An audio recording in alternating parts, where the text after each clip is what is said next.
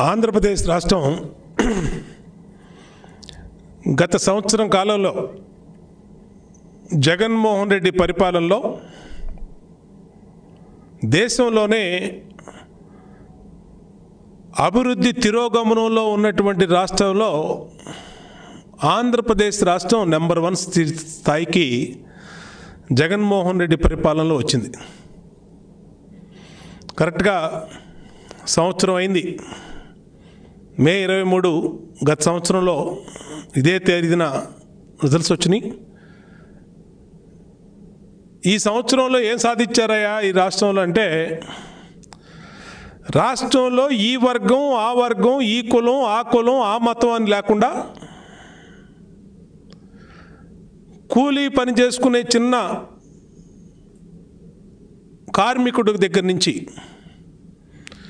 వ్యాపారస్తులు, ఇండస్ట్రియలిస్టులు, అసంఘటిత కార్మికులు, భవన నిర్మాణ కార్మికులు, వీళ్ళు వాళ్ళు అని లేకుండా రాష్ట్రంలో అన్ని వర్గాల నడ్డి విరిచినటువంటి ఘనత జగన్మోహన్ రెడ్డి ప్రభుత్వానికి. ఈ సంవత్సర కాలంలో ఈ రాష్ట్రంలో పరిపాలన జగన్మోహన్ రెడ్డి ముఖ్యమంత్రిగా పిచ్చోడి చేతిలో రాయిలాగా తయారైంది. అన్ని వర్గాలు పూర్తిగా సర్వనాశనం అయిపోయి ఇవాళ భవిష్యత్తు అంటే అర్థం కాక ఈ రాష్ట్రం నుంచి ఇంకో చోటకి వెళ్ళిపోదామని చాలామంది వ్యాపారులు, ఇన్వెస్టర్స్ ఆలోచిస్తూ ఉన్నారు. మొట్టమొదటి అధికారంలోకి వచ్చినటువంటి నెల రోజుల్లోనే దొంగ ఇసుక రవాణా కోసం ఇసుక పాలసీని మార్చారు. ఆదాయం కోసం వైసీపీ నాయకులు కోట్ల రూపాయలు ఇసుకలు సంపాదించారు ఈ సంవత్సర కాలంలో. వీళ్ళు చేసినటువంటి ఇసుక పాలసీ, గత ప్రభుత్వం ఉచిత ఇసుకని ఏ ఊర్లో ఇసుకని ఆ ఊర్లో ఎక్కడ ఉన్న ఇసుకని అక్కడే ప్రజలు ఉచితంగా తీసుకెళ్లే పాలసీని పెడితే, కమిషన్ల కోసం ఇసుక పాలసీని మార్చారు. దానివల్ల 50 లక్షల మంది భవన నిర్మాణ రంగ కార్మికులు 6 నెలల పాటు పస్తులు పడుకున్నటువంటి స్థితిని ఎప్పుడు కూడా మర్చిపోలేనటువంటి పరిస్థితి. మొట్టమొదటి దెబ్బ కమిషన్ల కోసం కక్కుర్తిపడి ఇసుక మీద వేశాడు. రెండో దెబ్బ అమరావతి, 3 రాజధానులు. అమరావతిని 3 రాజధానులు అని చెప్పి బయలుదేరినటువంటి ఈ మనిషి చేసినటువంటి ప్రయత్నం వల్ల ఉన్నటువంటి పరిశ్రమలు ఇతర రాష్ట్రాలకు వెళ్ళిపోయినాయి. కొత్తగా ఈ సంవత్సర కాలంలో 1 లక్ష రూపాయల పెట్టుబడి కూడా ఆంధ్రప్రదేశ్కి రాలేదంటే ఆ ఘనత జగన్మోహన్ రెడ్డిని చూసి. ఉన్నటువంటి పరిశ్రమలు వెళ్ళిపోయినాయి, ఇన్వెస్టర్స్ ఎవరు రాలేదు. 1 లక్ష రూపాయల పెట్టుబడి కూడా ఈ సంవత్సర కాలంలో పక్క రాష్ట్రాల నుంచి కానీ ఇతర దేశాల నుంచి కానీ ఆంధ్రప్రదేశ్లో రాలేదంటే జగన్మోహన్ రెడ్డి సాధించినటువంటి సంవత్సర పరిపాలన ఘనత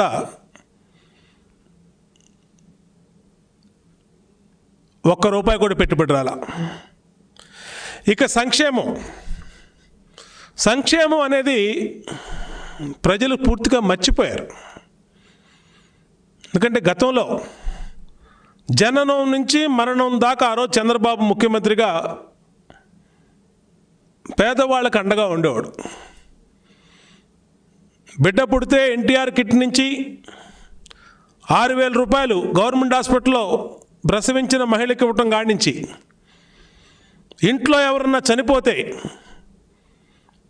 2 లక్షల నుంచి 5 లక్షల వరకు చంద్రన్న బీమా ద్వారా ఇచ్చి ఆ కుటుంబాలకి అండగా ఉన్నటువంటి పరిపాలన చంద్రన్న పరిపాలన, చంద్రబాబు పరిపాలన. ఈ మహానుభావుడు వచ్చాడు, 5 రూపాయలకే భోజనం పెట్టి అన్నా క్యాంటీన్లు తీశాడు. గత సంవత్సరం కాలంలో ఈ రాష్ట్రంలో చనిపోయిన ఏ పేదవాడికి కూడా ₹1 కూడా ప్రభుత్వం నుంచి సహాయం అందల. చనిపోతే డబ్బులు వచ్చే 2 లక్షలు 5 లక్షలు వచ్చే చంద్రన్న బీమాని తీశాడు. పేదవాళ్ళ ఇంట్లో ఆడపిల్ల పెళ్ళైతే ₹1,00,000 ఇచ్చే పెళ్లి కానుక దాన్ని తీసేశాడు. పేదవాళ్ళ ఇంట్లో పిల్లలు చదువుకుంటే ₹2,000 నిరుద్యోగ భృతి దాన్ని తీసేశాడు. ప్రతి సంవత్సరం డ్వాక్రా మహిళలకు ఇచ్చే గ్రూపులకు ₹1,00,000 డబ్బులు దాన్ని తీసేశాడు. అన్ని పథకాలు తీసేసి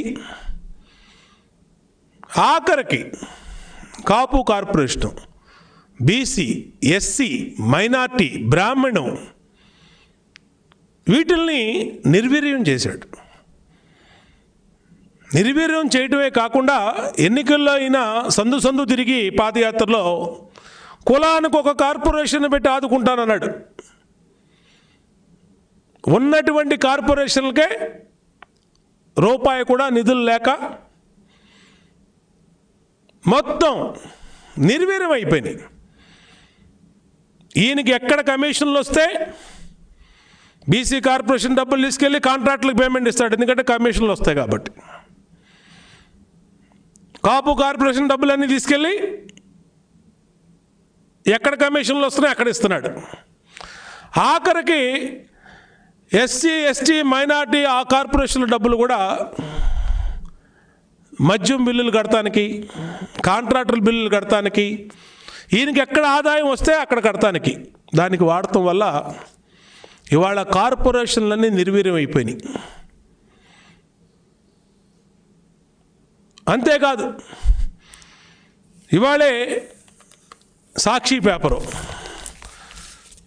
పరిశ్రమలకి ప్రాణం, ఎంఎస్ఎంఈ సెక్టార్లో ఉన్నటువంటి పరిశ్రమలకి, స్మాల్ స్కేల్ యూనిట్స్కి వీళ్ళందరినీ కూడా పెద్ద ఎత్తున గత ప్రభుత్వం ఇవ్వాల్సిన బాకీల్ని ₹450 కోట్ల విడుదలని చెప్పి పెద్ద భారీ న్యూస్ మెయిన్ పేజీలో, సొంత డబ్బా పేపర్ ఇది, జగన్మోహన్ రెడ్డి పేపరు. దీంట్లో 3 నెలలకు సంబంధించి కరెంటు ఫిక్స్డ్ ఛార్జీలు రద్దు. అసలు 3 నెలలు ఏ యూనిట్ అన్నా తెరిచారా? ఏ ఇండస్ట్రీ అన్నా తెరిచారా? 3 నెలలు నీ అసమర్థత వల్ల ఈ రాష్ట్రంలో పరిశ్రమలు, వ్యాపారులు, అసంఘటిత కార్మికులు అందరూ ఇళ్లలో పడుకొని ఉంటే నువ్వు దాని కరెంటు బిల్లు రద్దు చేస్తావు. అది పెద్ద ప్రకటన. గత ప్రభుత్వం ఇవ్వాల్సిన బాకీలు 450 కోట్లు విడుదల చేస్తున్నాం, మంచిదే. ఈ ప్రభుత్వానికి, ఈ సాక్షి పత్రికకి చెప్తా ఉన్నా, జగన్మోహన్ రెడ్డి వచ్చినాకో వైఎస్ఆర్ కాంగ్రెస్ పార్టీ వచ్చినాకో ఇండస్ట్రియల్ పాలసీ అనేది పుట్ల లేదు. ఇండస్ట్రీస్ పాలసీని, ఈ ఇన్సెంటివ్స్ ఎవరైతే పవర్ ఇన్సెంటివ్స్ కానీ, ఇండస్ట్రీస్కి వ్యాట్ కానీ, ల్యాండ్ కానీ, రిజిస్ట్రేషన్ మీద కానీ, ఈ ఇన్సెంటివ్స్ అన్నీ ఎప్పుడో ఉన్నాయి. గతంలో మేము అధికారంలోకి వచ్చినాక 2014-19 మధ్య ఇదిగో జీవో ఇచ్చాం. 2,000 కోట్ల రూపాయలు మీ నాన్న రాజశేఖర రెడ్డి ప్రభుత్వం హయాంలో ఉన్నప్పటి నుంచి, తర్వాత వచ్చిన 2 ముఖ్యమంత్రులు ఉన్నప్పటి నుంచి ఉన్నటువంటి ఇన్సెంటివ్స్ ఏదైతే బకాయిలు ఉన్నాయో, జీవో నెంబరు 77, జీవో నెంబరు 83 ఈ 2 జీవోల ద్వారా 2000 కోట్ల రూపాయలు ఇన్సెంటివ్స్ని మేము ఇవ్వటం జరిగింది. ఇదేమి నువ్వు కొత్తగా కనుక్కుంది కాదు. ఎప్పటి నుంచో 16,500 కోట్ల లోటు బడ్జెట్లో 2014లో ఈ రాష్ట్రం కొత్తగా ఏర్పడినాక గత ముఖ్యమంత్రులు, సమైక్య రాష్ట్రంలో ఉన్నటువంటి ముఖ్యమంత్రులు పెట్టినటువంటి బకాయిలు, క్యారీ ఫార్వర్డ్ అంటారు దాన్ని 2000 కోట్ల రూపాయలు మేము ఇచ్చాం జగన్మోహన్ రెడ్డి. ఇదేమి నువ్వు ప్రత్యేకంగా కనుక్కుంది కాదు, సొంత డబ్బాలు కట్టుకోవద్దని కూడా మేము తెలియజేస్తా ఉన్నాం. ఇదేదో పరిశ్రమలు ఉద్ధరించినట్టు నువ్వు, ఈ పరిశ్రమలకి నువ్వే జీవం పోసినట్టు, లేకపోతే ఈ పరిశ్రమలు లేనట్టు, లేదా నువ్వు వచ్చినాకే ఈ సంవత్సర కాలంలో ఈ పరిశ్రమలన్నీ మొదలుపెట్టినట్టు సొంత డబ్బాలు కొట్టుకోవద్దు. దీని మీద చర్చకు సిద్ధమా? నువ్వు చెప్పినటువంటి నీ వార్తలు, మోసపూరిత అబద్ధపు వార్తలు రాసినటువంటి ఈ వార్తల మీద, మేమిచ్చినటువంటి జీవో మీద చర్చకు సిద్ధమా? 2000 కోట్ల రూపాయలు గత ప్రభుత్వాలు, గత ముఖ్యమంత్రులు ఇవ్వాల్సిన బాకీల్ని మేము ఎన్నో సమస్యలు, ఇబ్బందులు, కష్టాలు ఉన్నా 2000 కోట్లు ఇచ్చాం. కియా లాంటి పరిశ్రమలు, సుజుకి లాంటి పరిశ్రమలు, ఎన్నో పరిశ్రమలు ఆ రోజు చంద్రబాబు కృషి వల్ల ఈ రాష్ట్రంలో పెట్టినాయి. నువ్వు వచ్చావు, చిన్న మోటార్ సైకిల్ మెకానిక్ షాప్ కూడా పెట్టలే అక్కడ రాష్ట్రంలో. చిన్న సైకిల్ పంచర్ షాపులు వేసి సైకిల్ షాప్ కూడా పెట్టలా. ఆంధ్రప్రదేశ్ అంటేనే భయపడిపోయే పరిస్థితి ఈ సంవత్సర కాలంలో నువ్వు చేసినటువంటి పరిపాలన వల్ల. రాజధాని ఎక్కడో తెలీదు, కొంచెంసేపు అక్కడ అంటావు, కొంచెంసేపు ఇక్కడ అంటావు, కొంచెంసేపు కర్నూలు అంటావు, వైజాగ్ అంటావు. నువ్వు చేసినటువంటి నీ అసమర్థ పరిపాలన వల్ల ఈ సంవత్సర కాలంలో ఆంధ్రప్రదేశ్ వైపు చూడాలంటేనే భయపడిపోయే పరిస్థితి. అంతేకాదు, ప్రజల్లోకి వెళ్దాం. ఈ చిన్న చిరు వ్యాపారి కానించి, బజ్జీల బండి కానించి, పెద్ద పెద్ద ఇండస్ట్రీస్ వరకు, బిల్డర్లు, రియల్ ఎస్టేటు, ట్రాన్స్పోర్టర్లు, లేదంటే వ్యాపారస్తులు, భవన నిర్మాణం రంగంలోని వ్యాపారస్తులు కానీ, స్టీల్ ఫ్యాక్టరీలు కానీ, సిమెంట్ ఫ్యాక్టరీలు కానీ, ఎవరైనా ఒక్కళ్ళు బాగున్నారా? ఈ సంవత్సర కాలంలో ఎవరైనా మేము సంతోషంగా ఉన్నాము అని గుండెల మీద చేసుకొని ధైర్యంగా చెప్పేవాళ్ళు ఒక్కళ్ళు చూపించు. పైగా 50,000 కోట్ల రూపాయలు ప్రజల మీద భారం వేశావు. ఉచితంగా ఇచ్చే ఇసుకని బ్లాకులో అమ్ముతున్నావు. 8,000 గవర్నమెంట్ కట్టమంటున్నావు, పైన 8,000, 9,000 మీ వాళ్ళు కొట్టేస్తూ ఉన్నారు. పేదవాడు, బలహీనత అయినటువంటి మద్యాన్ని, ఒక్క మద్యం రేట్లు పెంచే 30,000 కోట్ల రూపాయల వరకు ప్రజల మీద భారం వేశావు. ఇసుక పెంచావు, మద్యం పెంచావు, ఆర్టీసీ బస్సుల టికెట్లు పెంచావు, కరెంటు ఛార్జీలు పెంచావు, ఉప్పు, పప్పు అన్నీ, సామాన్యుడికి కావలసినటువంటి సరుకులన్నీ కూడా ఇవాళ ఆకాశాన్ని అంటుతూ ఉన్నాయి. ఇది వాస్తవమా కాదా? వెళ్దాం పదా, ప్రజల్లోకి వెళ్దాం పదా. ఒక్కసారి తాడేపల్లి దాటి, గుమ్మం దాటి బయటికి రా,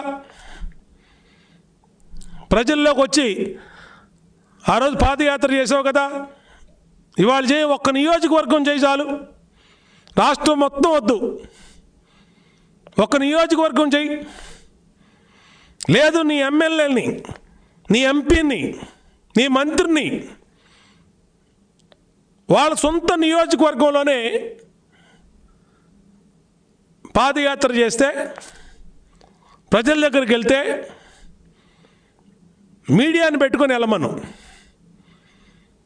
ఏ విధంగా ప్రజల రియాక్షన్ ఉంటుంది, ఏ విధంగా ప్రజలు సమాధానం చెప్తారో, ఏ విధంగా ప్రజలు మాట్లాడతారో చెప్తారు. ఇంకొక విషయం, కరెంటు ఛార్జీలు. మొన్న మీ ఆర్థిక మంత్రి బొగ్గన మాట్లాడాడు, మేము కరెంటు ఛార్జీలే పెంచలా, తెలుగుదేశం అసత్యాలు ప్రచారం చేస్తూ ఉంది. మరి ఇదేంటని అడుగుతా ఉన్నా. ఇది ఎస్పీడీసీఎల్ ట్రాన్స్కో 2020-21కి ఇచ్చినటువంటి ప్రకటన, టారిఫ్ పెంచుతున్నట్టు ఇచ్చినటువంటి ప్రకటన. A category, B category, C category, ఇలా 3 కేటగిరీలను పెట్టి ప్రభుత్వం ఇచ్చినటువంటి అఫీషియల్ ప్రకటన ఇది. దీన్ని కాదంటావా? ఇది నిజం కాదా? మీ వాళ్ళు మాట్లాడుతున్నాడు ఇవాళ బందర్లో ఒక మంత్రి, కలర్ టీవీ పెడితే కరెంట్ ఛార్జీలు పెరుగుతాయని, కరెంటు పెరుగుద్ది కాలుద్ది ఎక్కువ అని. నిన్న ఒక ఎమ్మెల్యే విజయవాడలో, మహామేధావి ఎమ్మెల్యే, కరెంట్ ఛార్జీలు పెరగలేదని చెప్పి పక్కన అధికారులను కూర్చోబెట్టుకొని మాట్లాడుతున్నాడు.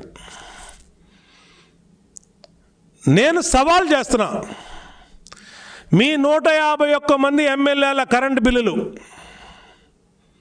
జనవరి, ఫిబ్రవరి నెలల్లో ఏ విధంగా వచ్చినాయి,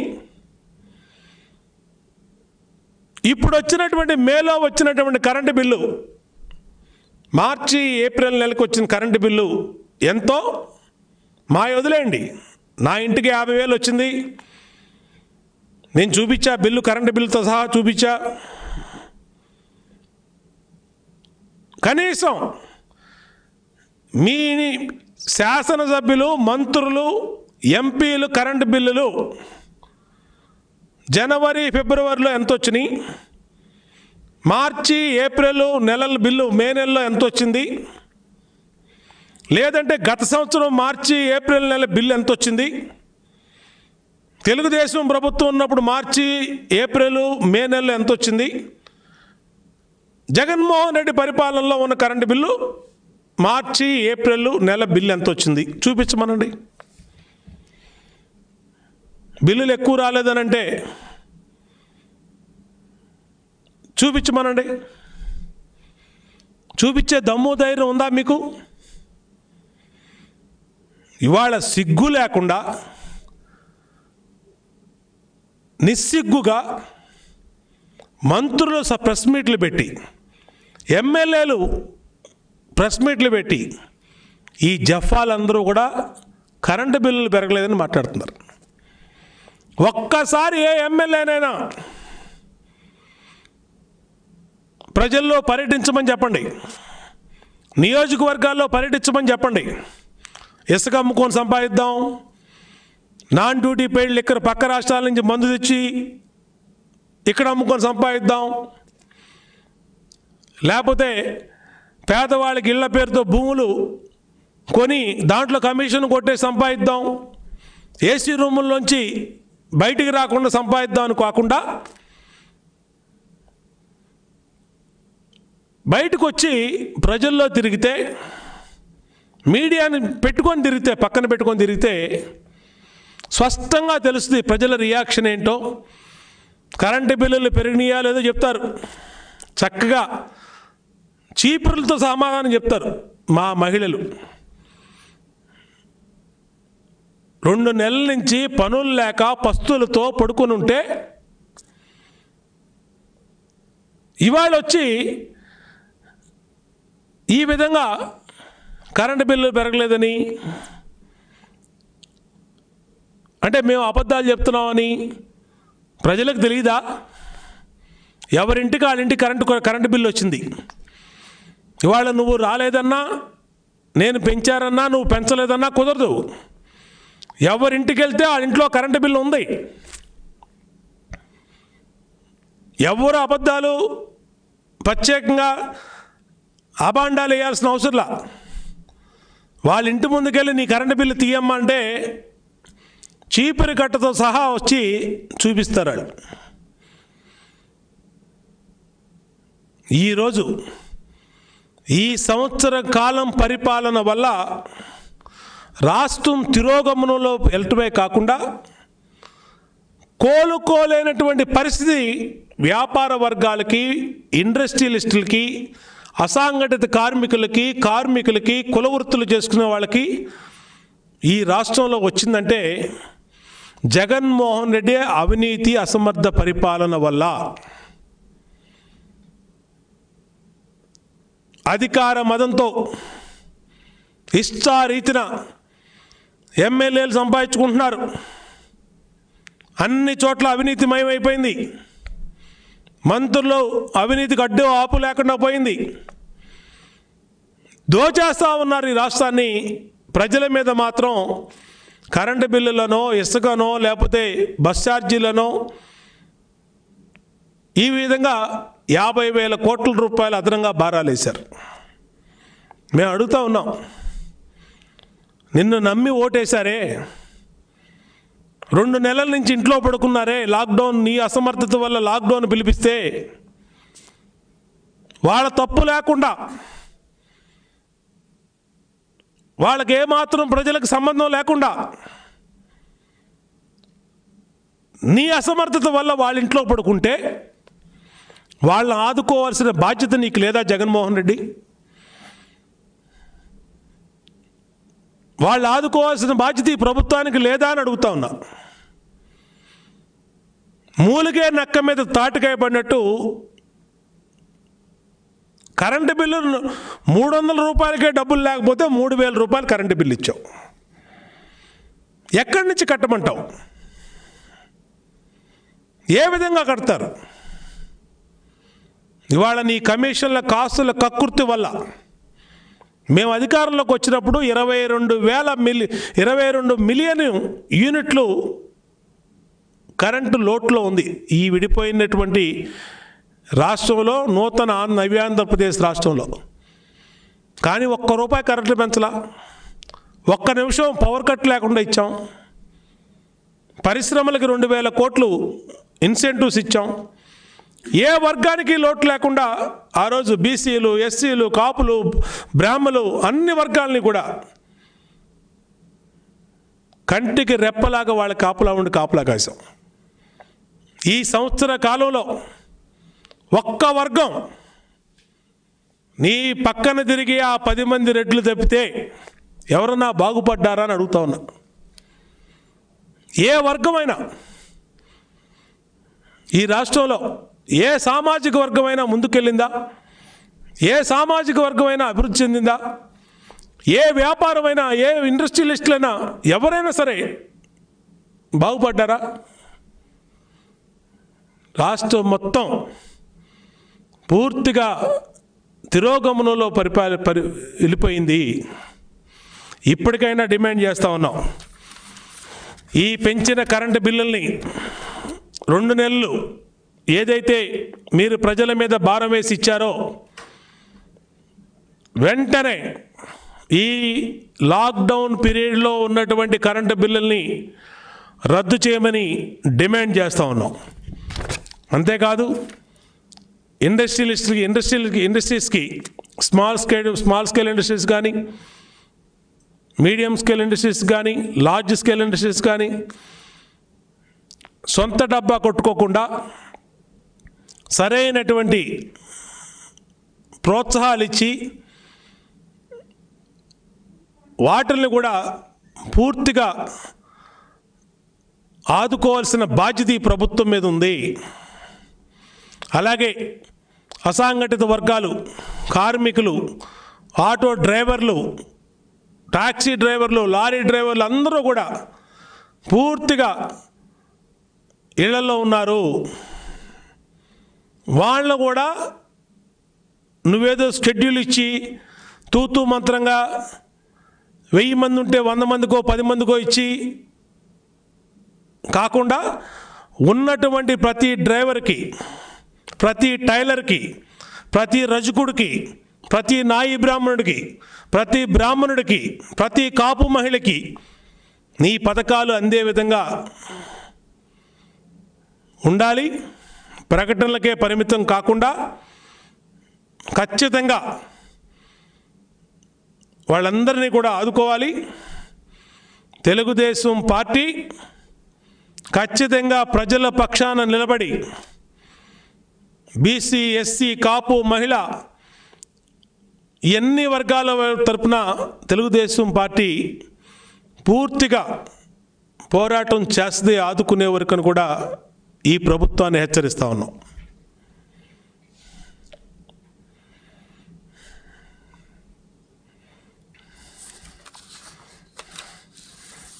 ఫోటో తీసుకోండి.